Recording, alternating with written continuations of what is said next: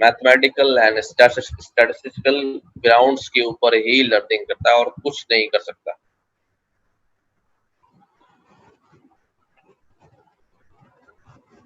It's in our interpretation as human spectators that will give meaning to what the model generate, but in the hands of a skilled artist, algorithmic generation can be steered to become meaningful and beautiful.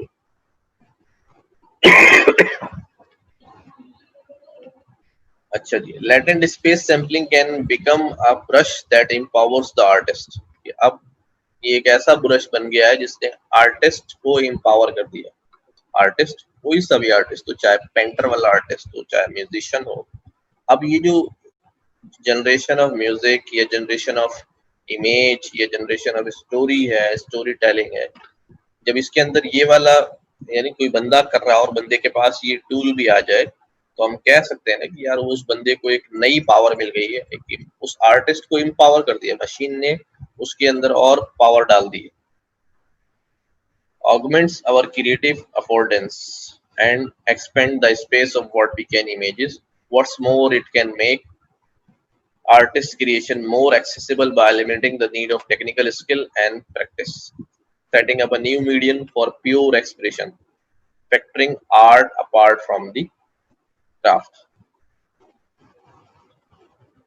तो खैर ये सारे paragraph के अंदर तो वो मुद्दा discuss किया जा रहा है। हमने देखा कि इसके अंदर जो है बात ये की जा रही है कि किस तरह जो है वो जनरेटिव या कोई सा भी नेटवर्क, सिर्फ जनरेटिव की बात नहीं करूं, कोई सा भी नेटवर्क जो है वो आपको एम्पावर कर रहा है उस फील्ड के अंदर, खास तौर पे जनरेटिव नेटवर्क।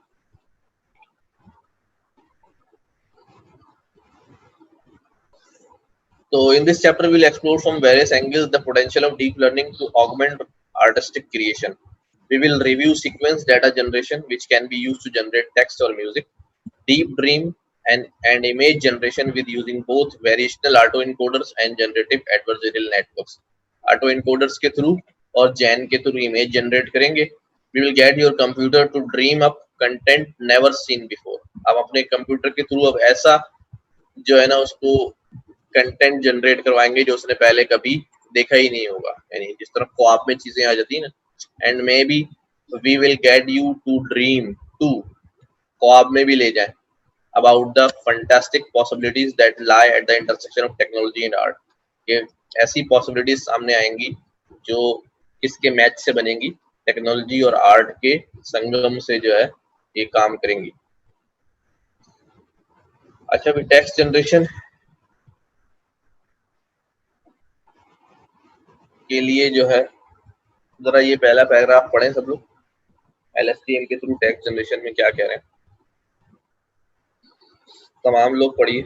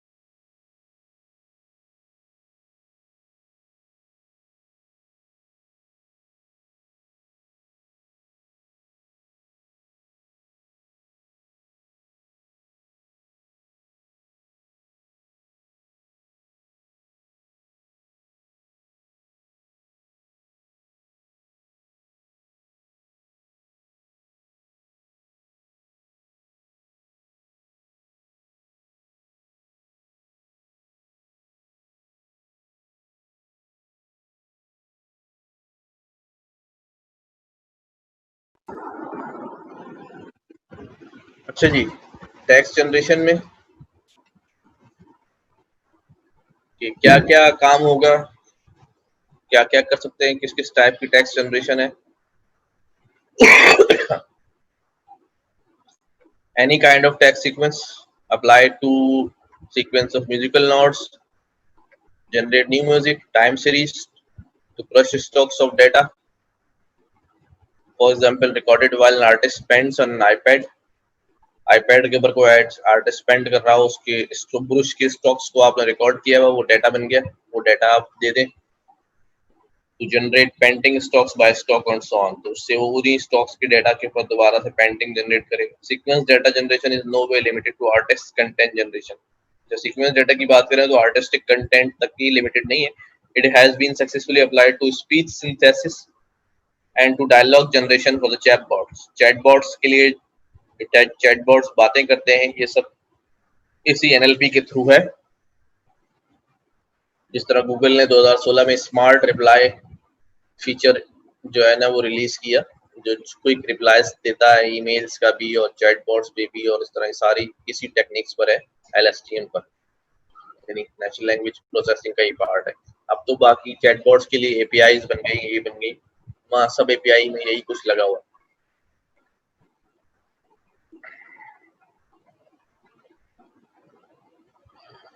अच्छा जी, ब्रीफ हिस्ट्री भी जल्दी देख लेते हैं. In the late 2014 people had overseen the initials LSTM even in the machine learning community.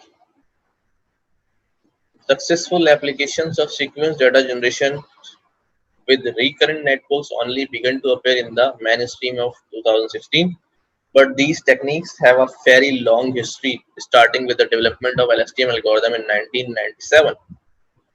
This new algorithm was used early to generate text characters by character. ठीक है, पढ़ लेना, बहुत सारी कहानी आ रही है. How do you generate sequence data. हम सीक्वेंस डाटा जो है ना वो कैसे जनरेट करते हैं. The universal way to generate sequence data in the deep learning is to train a network. Direct network train करें, यूजुअली आरएनएन और the convolutional network, to predict the next token और the next few tokens in a sequence. कि वो अगला token तो हम समझते ही हैं, अगला वर्ड हम याद है ना, एनएलपी में हम जब वर्ड सेंटेंस को ब्रेक करते हैं तो जो वर्ड होता है वो टोकन कहलाता है. To predict the next token और the next few tokens in the sequence, कोई अगला वर्ड क्या होगा या अगले 4-5 वर्ड क्या होंगे, using the previous tokens as input. For instance, given the input the cat is on the mat, the network is trained to predict the target T. तो network trained है कि वो ऑटोमेटिकली मैट की जो spelling है उसको predict कर देता है. अच्छा जी, the next character as usual when working with the text data. Tokens are typically words or character, and in any network that can model the probability of the next token given the previous one called the language model. इस तरह के जो भी next word predict कर रहे होते हैं language model कहलाते हैं. अच्छा जी, a language model captures the latent space of language. It's a statistical structure. ये तो हम बताइए अब वो कैसे काम करता है, उसकी डिटेल में हम नहीं जा रहे हैं. Actually, once you have such a trained language model, you can sample from it. जब आपके पास ऐसा ट्रेन लैंग्वेज मॉडल बन जाए तो आप उससे सैंपल जनरेट करा सकते हैं, नई सीक्वेंस जनरेट करा सकते हैं. You feed it an initial string of text. हम उसे इनिशियल टेक्स्ट देते हैं कोई भी, कंडीशनिंग डेटा, जो हम आधा टेक्स्ट देंगे और एक्सपेक्ट करेंगे कि अगला टेक्स्ट वो प्रिडिक्ट करे आधा जो हम दे रहे हैं वो कंडीशनिंग डेटा है. Ask it to generate the next character or the next word, or you can even generate several tokens at once. Next character बता दो, next word बता दो, या कई word generate कर दो. Add the generated output back to the input data. और जो generate हुआ है उसे input data के साथ जोड़ दिया जाए and repeat the process many times. और ये काम चलता है. This loop allows you to generate sequence of arbitrary length that reflect the structure of the data on which the model was trained. Sequence that look almost like human written sentences, ऐसी sequences आ जाएंगी कि आपको लगेगा किसी इंसान ने ही वो जुमला मुकम्मल किया है. In the example we present in this section, you will take the ILSTM layer, feed it a string of the n characters extracted from the text corpus and train it to predict the character n plus 1. अगला character निकालो. The output of the model will be the softmax over all possible characters, a probability distribution for the next character. Softmax के through वो probability निकालेगा कि अगला character क्या होगा. This LSTM is called a character level neural language model. Character level neural language model, character level पे है, character predict करेंगे. इमेज हमें नजर आ रही है. The cat sat on the initial text है, लैंग्वेज मॉडल में गया, उसने प्रोबेबिलिटी डिस्ट्रीब्यूशन लगाई, सारी निकाली, सैम्पलिंग करी और अगला कैरेक्टर ए प्रिडिक्ट किया, वो ले जाके उसने यहाँ डाल दिया. फिर यही सीक्वेंस दोबारा फीड हो गई. ये लूप चलता है पूरा, एक एक कैरेक्टर जो है वो चलता रहेगा और ये पूरा जुमला जो है ना मुकम्मल हो जाएगा. टी प्रिडिक्ट हुआ, फिर ये आगे जाएगा. अभी 2 characters, 3 characters, 5 characters, 1 token, 2 token, 5 token, जहां तक भी इसको लेके जाना चाहे वो सेटिंग जो है हमने लगानी पड़ेगी. फोन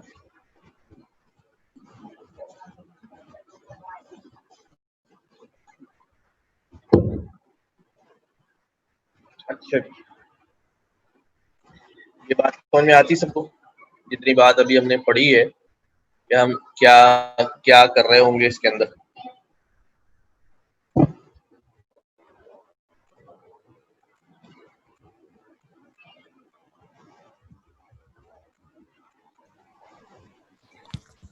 सर इसमें हम मतलब डेटा टोकन्स प्रिडिक्ट करवा रहे होंगे, जैसे कैट ऑन द मैट, तो एम मतलब अगर हम कैरेक्टर लेवल अगर प्रिडिक्ट करवा मतलब कैरेक्टर लेवल अगर जनरेट करवा रहे तो एम ए मतलब एक कैरेक्टर जनरेट करेगा. और वर्ड लेवल भी ये करता होगा सर, वर्ड लेवल भी करता है ना सर, मतलब वर्ड लेवल भी करता है, जी सर. वर्ड लेवल भी करता है. अच्छा जी,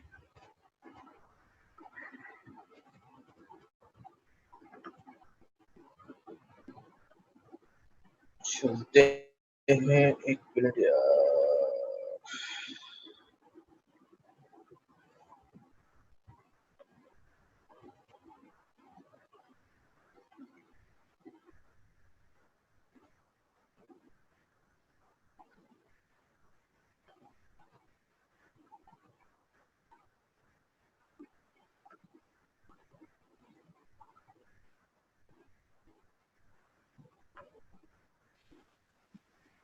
जरा किसी को इनवाइट भेज दो जरा क्लास का,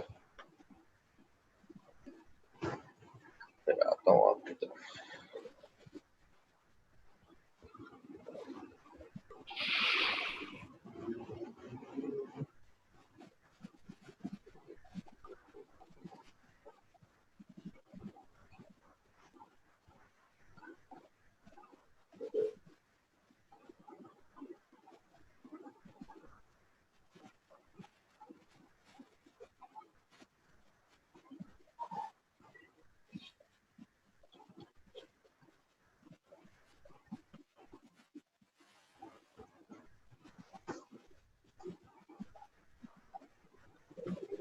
अच्छा, अब बात है इंपॉर्टेंस ऑफ सैम्पलिंग स्ट्रेटजी के. स्क्रीन शेयर हुई है? No sir. No sir. अभी कर, अब आ गया होगा. When generating text, the way you choose the next character is crucially important. अगला कैरेक्टर आप कैसे चूज करेंगे ये बड़ा इंपॉर्टेंट है. A naive approach is greedy sampling. एक अप्रोच जो कहलाती है, एक एल्गोरिथम जो कहलाता है वो कहलाता है greedy sampling. अच्छा जी, consisting of always choosing the most likely next character. ये मुश्तमिल होता है इस पे कि भाई मोस्ट लाइकली नेक्स्ट कैरेक्टर जो है वो चुना जाए but such an approach result in repetitive, predictable strings that don't look like coherent language. लेकिन इस तरह से जो results आते हैं, ठीक है, वो repetitive, predictable strings लगते हैं that don't look like coherent language. Coherent क्या चीज होती है कि कोई समझता है coherent का word समझते हैं? एक ही सोर्स हो जिसकी ना, यानी इस तरह किसी का लिखा हुआ कोई काम दिखाऊं और आपको बोलूं बताओ कि किसने लिखा है, तो आप बोले यार ये दोनों राइटिंग जो है ना वो एक ही बंदे की, यानी इसकी प्रोडक्शन सोर्स जो है वो एक ही बंदा है, उसको कहते हैं यार कोहेरेंट है ये, ठीक है ना, एक ही जगह से आ रहा है। तो जो ग्रीडी सैम्पलिंग के अंदर जो रिजल्ट आते हैं तो आपको उसमें कोहेरेंसी नजर नहीं आती, यानी अजीब सा आ रहा होता है, तो रिजल्ट्स आपको देख के जो है ना मजा नहीं आ रहा होता और सही नहीं लग रहे होते, या वर्ड्स का सिलेक्शन जो है वो सही नहीं लग रहा होता, इसलिए कहते हैं कि पहला वर्ड सही लग रहा था, दूसरा खराब आ गया, या दो तीन सही आ रहा गया खराब आ गया, तो वो एक कोहेरेंसी जो है उसके अंदर नहीं आती। A more interesting approach makes slightly more surprising choices. A more interesting approach makes slightly more surprising choices. It introduces randomness in the sampling process. Sampling process के अंदर जो है randomness को introduce कराती है नई technique. By sampling from probability distribution for the next character, this is called stochastic sampling. Stochastic कहते हैं random को है. Recall the stochastic is what we call randomness in the field. In such a setup, if E has a probability of 0.3 of being the next character according to the model, you will choose it 30% of the time. Note that the greedy sampling can also be cast as sampling from the probability distribution. One where a certain character has probability 1 and all the others have probability 0. क्या बात की इन्होंने, कहते हैं भाई ये जो randomness वाला और स्टोकेस्टिक सैम्पलिंग हम करते हैं इस सेटअप में, अब if E has a probability of 30%, अगर ई की प्रोबेबिलिटी जो है वो 30% है अगला कैरेक्टर बनने की, according to the model you will choose it 30% of the time. तो 30% टाइम जो है वो आप इसको चूज कर सकते होंगे। नोट क्या करना है इसमें, that greedy sampling can also cast as sampling from a probability distribution. Greedy sampling जो है वो भी जो है वो सैम्पलिंग फ्रॉम प्रोबेबिलिटी डिस्ट्रीब्यूशन की तरह, character has probability 1 and others have probability 0, सिर्फ उस सूरत में जब 100% किसी कैरेक्टर के चांसेस हो कि ये आएगा और दूसरे के चांसेस हो कि वो नहीं आएगा। अच्छा, sampling probabilistically from the softmax output of the model. Sir sorry sir 30% of the time, ये वाली बात सर समझ में नहीं आई सर, जो लिखा हुआ है ना 30%। किसी की प्रोबेबिलिटी अगर 0.3% होती है तो चांसेस ये होता है कि ये जो हम प्रेडिक्शन में करते थे कि कैरेक्टर को प्रेडिक्ट करा रहे थे, नंबर प्रेडिक्ट करा रहे थे, हैंड रिटन डिजिट जब हम देख रहे थे उसमें क्या कहते थे कि एक डिजिट की प्रोबेबिलिटी जो है 7 होने की वो 70% है, एक 4 होने की 20% है, तो जिसकी परसेंटेज ज्यादा होती थी प्रोबेबिलिटी की वो सिलेक्ट कर लिया जाता था। सही है सर। अच्छा,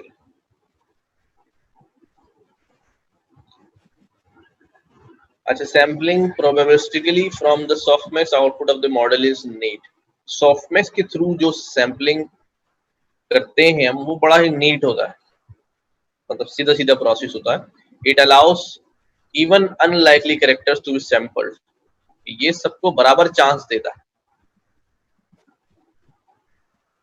some of the time generating more interesting looking sentence and sometimes showing creativity by coming up with a new realistic sounding words that didn't occur in the training data. और फिर हमें इसके रिजल्ट्स में ऐसे words और ऐसे characters भी, ऐसे वर्ड्स भी बनते नजर आ रहे होते हैं जो हम एक्सपेक्ट भी नहीं कर रहे होते, ऐसी वोकैबुलरी आ रही होती है लेकिन ज्यादा एक्यूरेट भी होती है.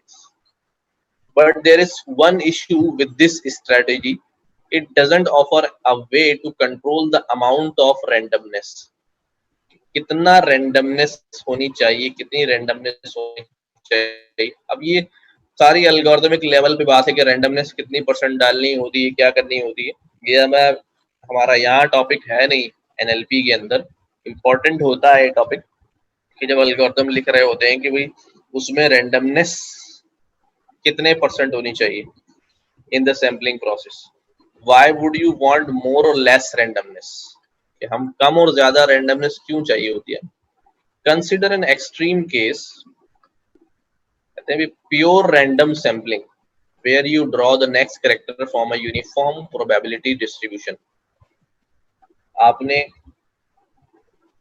यूनिफॉर्म प्रोबेबिलिटी डिस्ट्रीब्यूशन इस्तेमाल किया और प्योरली रैंडम सैम्पलिंग करी, उसके अंदर कोई बायसनेस का इस्तेमाल किया ही नहीं सैम्पलिंग में. यानी जो चीज जनरेट हो रही है वो 100% रैंडम है, उसमें हमने किसी किस्म की कोई जुगाड़ का तरीका इस्तेमाल नहीं किया. And every character is equally likely, और हर कैरेक्टर जो है वो इक्वली लाइकली यानी उसको बराबर चांस मिला है. 26 कैरेक्टर है अंग्रेजी के, तो 26 में से 26 को बराबर चांस मिला है उस प्रोबेबिलिटी में अपीयर होने का. थोड़ी बहुत तो डिस्टेंस पड़ी है ना.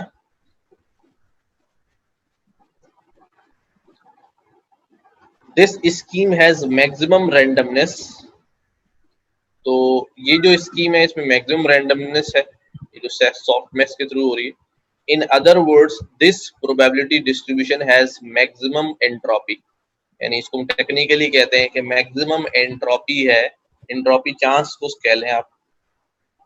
Naturally it won't produce anything interesting, तो बिल्कुल 100% जब रैंडमनेस लगा दी हमने, तो ये कहते हैं कि भाई रैंडमनेस में हर एक कैरेक्टर को इक्वल चांस है आने का, रैंडम आने का. तो फिर तो रैंडम तो अगर धड़ाधड़ कुछ भी आता रहे, कोई भी स्पेलिंग बन जाए, कोई भी वर्ड बन जाए, तो इंटरेस्टिंग रिजल्ट्स जो है वो 100% रैंडमनेस पे नहीं जनरेट होगा. At the other extreme greedy sampling doesn't produce anything interesting, और ग्रीडी सैम्पलिंग के अंदर जो है ना इंटरेस्टिंग चीजें नहीं आती इधर. एंड हैज नो रैंडमनेस, उसके अंदर रैंडमनेस होती ही नहीं है ग्रीडी सैम्पलिंग के अंदर. तो एक में 100% रैंडमनेस है और एक में 0% रैंडमनेस है. दोनों एक्सट्रीम लेफ्ट और राइट हैं और दोनों ही सही रिजल्ट नहीं देते. The corresponding probability distribution has minimum entropy, इस ग्रीडी सैम्पलिंग के अंदर मिनिमम एंट्रोपी होती है और सॉफ्टमैक्स वाले उसके अंदर जो है वो मैक्सिमम एंट्रोपी होती है. Sampling from the real probability distribution, the distribution that is output by the model softmax function constitute an intermediate point, दरमियाना रास्ता निकालता है between these two extremes, इन दोनों लेफ्ट एंड राइट एक्सट्रीम्स के दरमियान एक दरमियाना रास्ता निकालता है. but there are many other intermediate points of higher or lower entropy that you may want to explore, और इनके दरमियान भी यानी 0 और 100 के दरमियान जो है वो दरमियाना रास्ता निकालता है, और उनके दरमियान भी और बहुत सारे हायर और लोअर एंट्रोपी पॉइंट्स जो है वो यकीनन होते होंगे जो एक्सप्लोर आपको करने चाहिए. खैर, less entropy will give the generated sequence a more predictable structure. Come entropy वाली जितनी टेक्निक आप इस्तेमाल करेंगे जिसके अंदर रैंडमनेस कम होगी, वो जनरेट करेगा मोर प्रिडिक्टेबल स्ट्रक्चर. अब जो चीज आ रही है प्रिडिक्टेबल लग रही होगी, and thus they were potentially be more realistic looking, इसलिए वो ज्यादा रियलिस्टिक भी लगेगी. Whereas more entropy will result in more surprising and creative sequence. जबकि ज्यादा एंट्रोपी वाले रिजल्ट जो हैं वो ज्यादा सरप्राइजिंग और क्रिएटिव लगेंगे। When sampling from generative model, it is always good to explore different amount of randomness in generation process। तो आपने क्या करना है, इन दोनों के दरमियान में बहुत सारे जो है ना पॉइंट्स एक्सप्लोर करने हैं, ठीक है, ताकि आप डिफरेंट अमाउंट ऑफ रैंडमनेस जो है वो जनरेशन प्रोसेस के अंदर इस्तेमाल कर सकें। Because we humans are ultimate जज of how interesting the generated data is. कि आखिर में हमने ही गैस करना है कि जो डेटा जनरेट किया गया है वो कितना इंटरेस्टिंग है, अच्छा है या नहीं है। Interestingness is highly subjective. Interesting result जो है ना वो ज्यादा हमारा सब्जेक्ट है। And there is no telling in advance where the point of optimal entropy lies. और कोई नहीं बता सकता एडवांस में कि वो जो पॉइंट है एंट्रोपी का, लेस एंट्रोपी या मैक्स एंट्रोपी का, वो पॉइंट कहाँ लाए करता है उस रेंज के अंदर। अच्छा, ये थोड़ी सी कॉम्प्लेक्स सी गुफ्तगू है, लेकिन बहरहाल मैं इसको दोबारा से समराइज करने की कोशिश करता हूँ कि हमारे पास दो तरह है, ठीक है।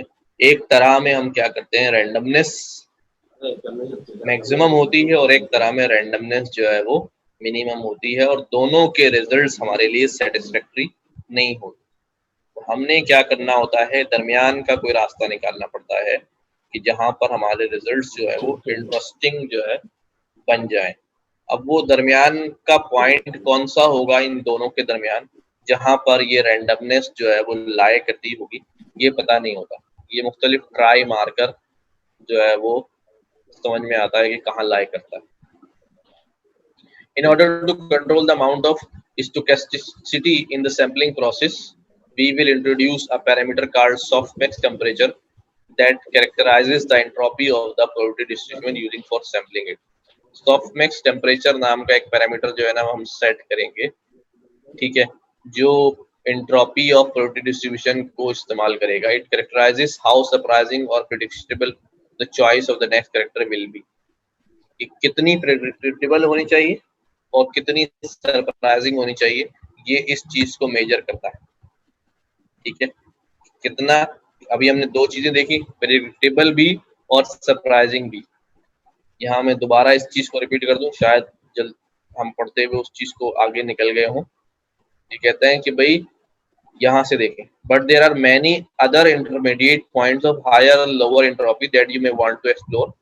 Less entropy will give generated sequence a more predictable structure.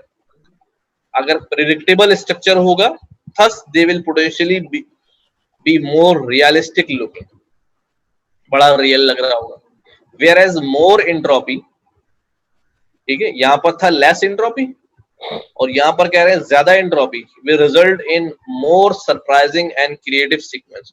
अब इसके अंदर जो है ना प्रिडिक्टेबल नहीं, देखो जो प्रिडिक्ट करें वो सामने आ जाए तो उससे आपको हैरत नहीं होती, लेकिन जो प्रिडिक्ट नहीं कर रहे थे, जो हमें अंदाजा नहीं था, ऐसे रिजल्ट्स आ जाए, सरप्राइजिंग होते हैं वो रिजल्ट। तो सरप्राइजिंग और क्रिएटिव सीक्वेंस जो है वो किसके ऊपर है, मोर एंट्रोपी पर है। तो अब यहाँ बात कर रहे हैं कि भाई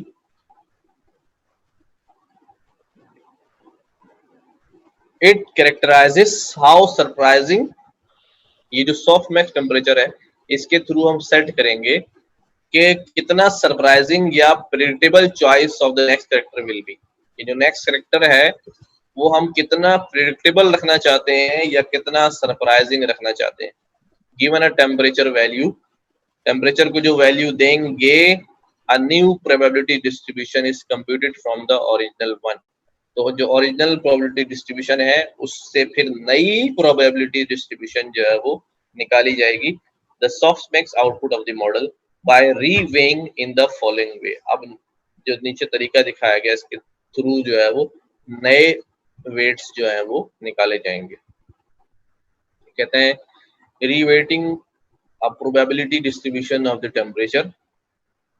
नंपाई इंपोर्ट किया हुआ एक फंक्शन बनाया हुआ है, ओरिजिनल डिस्ट्रीब्यूशन आएगी इसके पास, उसके ऊपर हमने दोबारा से क्या दिया, टेम्परेचर की वैल्यू सेट की 0.5, तो np dot log original distribution divided by temperature, फिर जो डिस्ट्रीब्यूशन में वैल्यू आएगी उसका एक्सपोनेंशियल निकाला डिस्ट्रीब्यूशन से और रिटर्न क्या किया original distribution divide bye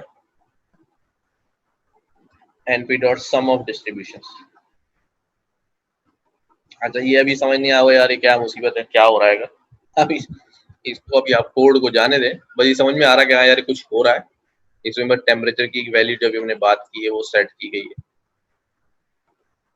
original distribution is a 1D numpy array, यहाँ जो आ रही है one dimensional numpy array of probability values that must be sum to 1। कितनी वैल्यूज होंगी कोई बता सकता है प्रोबेबिलिटी वैल्यूज? टेक्स्ट जनरेशन है, अंग्रेजी लैंग्वेज है तो 26 होंगी, 26 कैरेक्टर्स की प्रोबेबिलिटी आ रही होगी ना, उन सबको सम करेंगे तो बनाएगी, कोई एक कैरेक्टर ऐसा होगा जिसकी ज्यादा आ रही होगी जिससे डिसाइड करेंगे। Temperature is a factor of quantifying the entropy of the output distribution.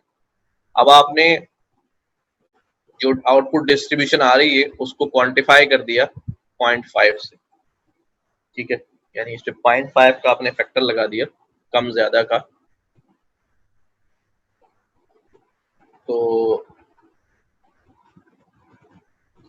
यहाँ पर क्या होता है, returns are reweighted version of the original distribution. अब जो ओरिजिनल डिस्ट्रीब्यूशन आई थी उसके अंदर अमेंडमेंट कर दिया आपने,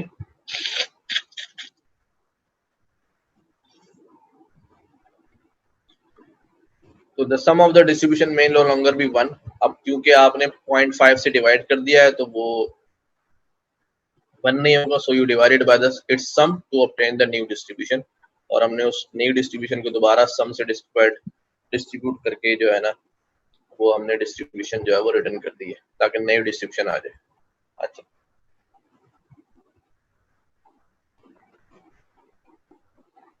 ये कुछ चार्ट हम देख रहे हैं, जरा इस पे गौर करने की कोशिश तो करें क्या हो रहा है, फिर डिस्कस करते हैं।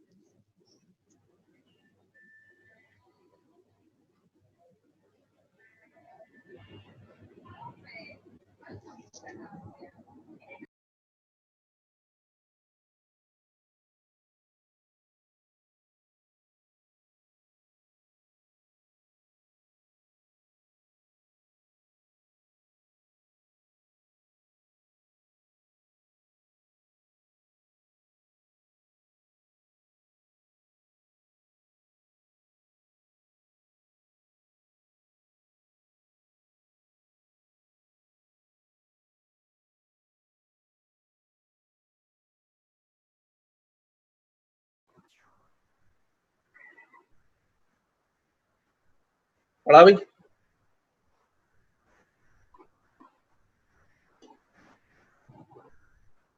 बात अभी हम कर रहे थे उसी चीज को ग्राफ पर दिखाने की कोशिश की गई है कि higher temperatures result in sampling distributions of higher entropy.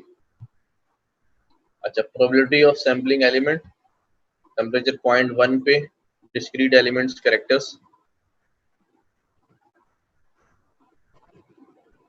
Higher temperatures result in sampling distributions of higher entropy that will generate more surprising and unstructured data। Higher temperature जो है वो ये नजर आ रहा है 0.8 0.6, इसमें ज्यादा जो है ना वो आपको सरप्राइजिंग नजर आ रहे हैं, whereas lower temperature will result in less randomness and much more predictive generated data।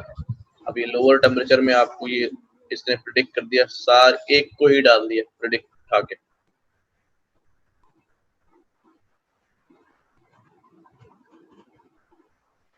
तो different reweightings of the one pollution, low temperature is equal to more deterministics। Lower temperature में आप फॉरन डिटरमाइन करेंगे, ये आपके पास बड़ा रिजल्ट है। Higher temperature more randomness, higher temperature जितने भी हैं उसके अंदर ज्यादा रैंडमनेस जो है ना वो शो हो रही है, ज्यादा एलिमेंट्स शामिल हो रहे हैं। अच्छा, उसके बाद ये implementing character level LSTM text generation, ये एग्जाम्पल है यहाँ पर, ठीक है।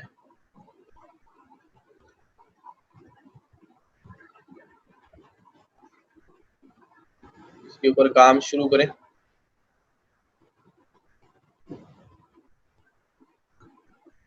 इसके स्टेप्स सारे देखें।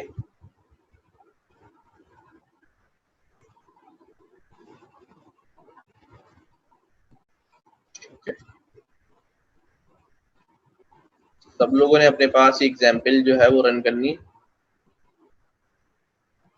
ये कहते हैं let's put these ideas into practice in Keras। First thing you need is a lot of text data and you can use to learn a language model। text data बहुत सारा चाहिए, you can use any sufficiently large text file or a set of text files, Wikipedia, the Lord of the Rings and so on।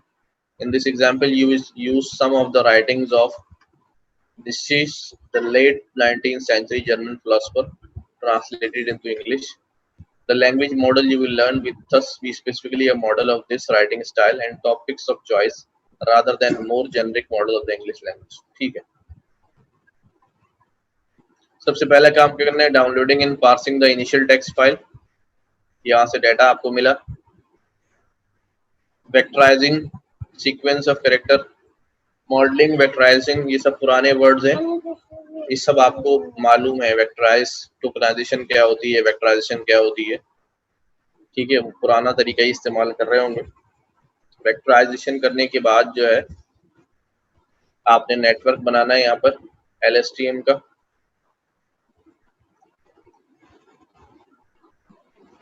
ठीक है, उसके बाद आपने network को compile किया।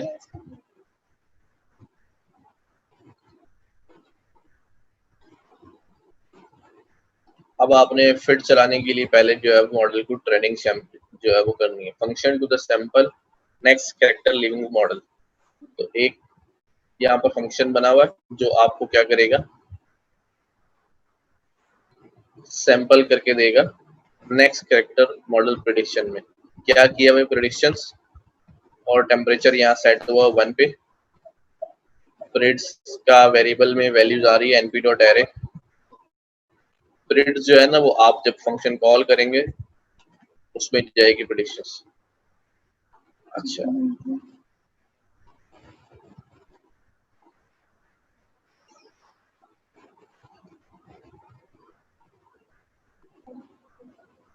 फिर ये हर दफा एक कैरेक्टर जनरेट करने के लिए टेक्स्ट जनरेशन लूप चलेगा, जिस तरह मैंने डायग्राम में देखा था। ये पहले ए आया, फिर लूप्स के थ्रू टी आया and so on.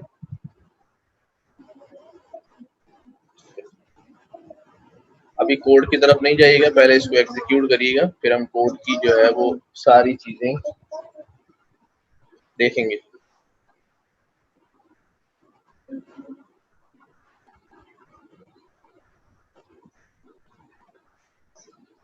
So here we use the random seed text new faculty and the evolution reached long has the temperature 20 पर long convert temperature 0.2। ठीक है, ये वाली एग्जांपल जरा सब लोग तो शो नहीं करो भाई, क्या फाइल दिखाओ, आप ये दिखाओ। ठीक है, ये जरा एग्जांपल सब अपने पास करें, सिर्फ कॉपी करके चलाएं, फिर इसकी डिटेल जो है ना वो अभी देखते हैं हम दोबारा से, इसमें क्या क्या जो है ना वो चीजें हो रही।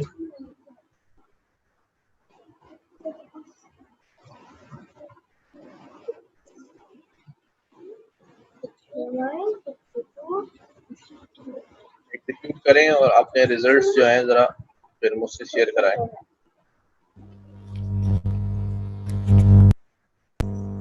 सर क्या चीज़ एग्जीक्यूट करनी है? एग्जाम्पल जो अभी नजर आ रही है, बुक की जो एग्जाम्पल है वो वाली।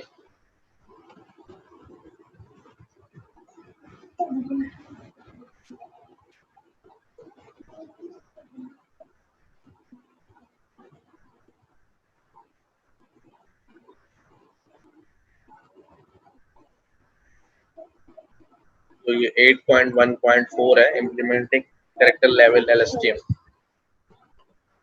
इसको शोर नहीं करो बेटे।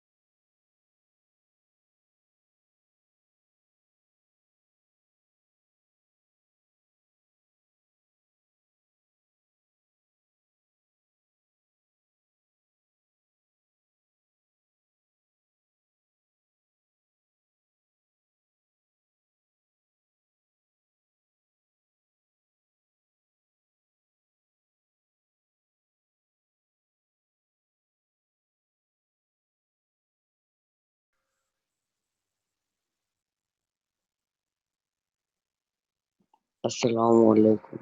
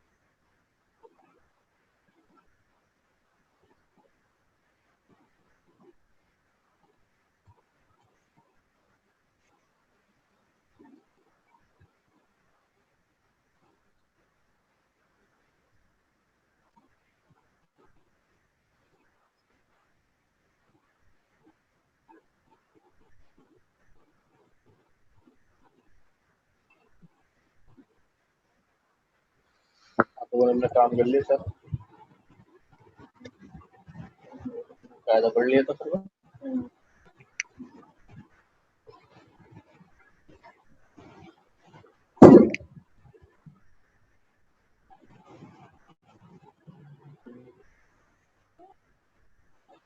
उसको भी कायदा मान लिया।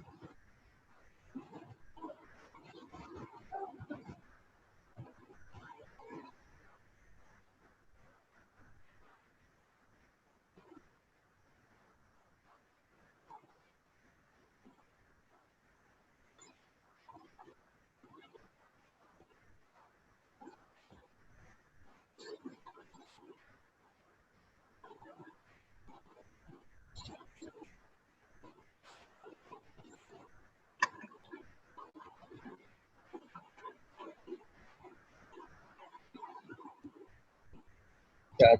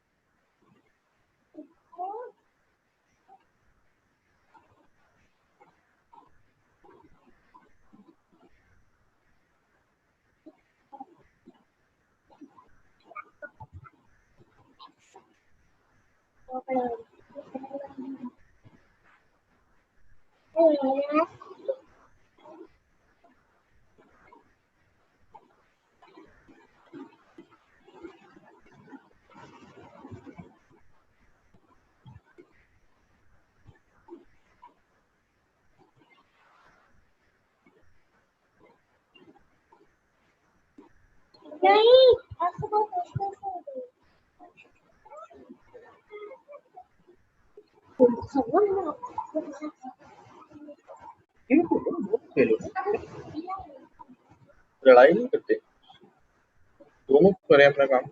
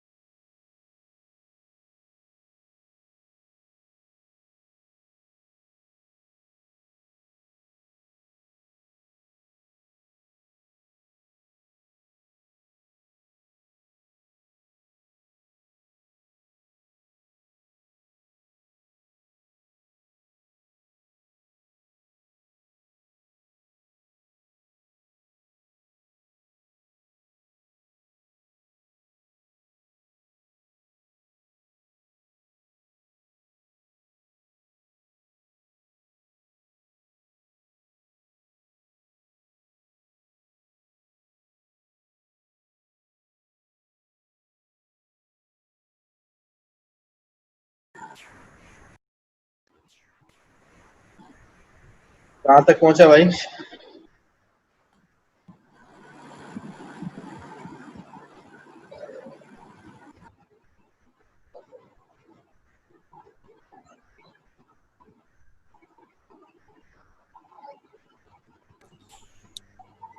सर मेरे पास अभी पॉप चल रहे हैं।